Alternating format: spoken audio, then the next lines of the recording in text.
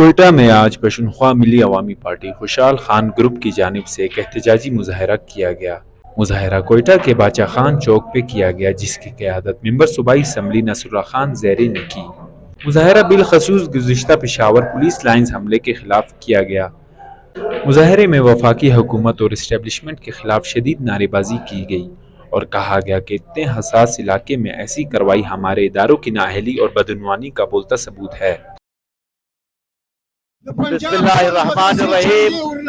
آج پشتونخوا ملی عوامی پارٹی کے زیر اہتمام پورے ملک اور پشتونخوا وطن میں 30 تاریخ کو جنوری کو پشاور پولیس لائن کے جامع مسجد میں جو خودکش حملہ ہوا تھا، جس میں 100 سے زائد بے گناہ لوگ شہید اور 200 سے زائد زخمی ہوئے تھے، اس کے خلاف پورے ملک میں اور بالخصوص پشتونخوا وطن میں احتجاجی مظاہرے دھرنے جاری ہے۔ مظاہرے میں وفاقی حکومت اور اسٹیبلشمنٹ کے خلاف شدید نعرے بازی کی گئی اور کہا گیا کہ اتنے حساس علاقے میں ایسی کارروائی ہمارے اداروں کی نااہلی اور بدعنوانی کا بولتا ثبوت ہے۔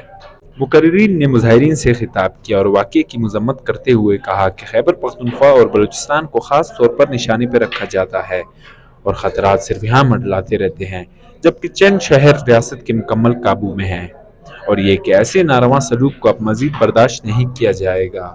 Wash news Quetta.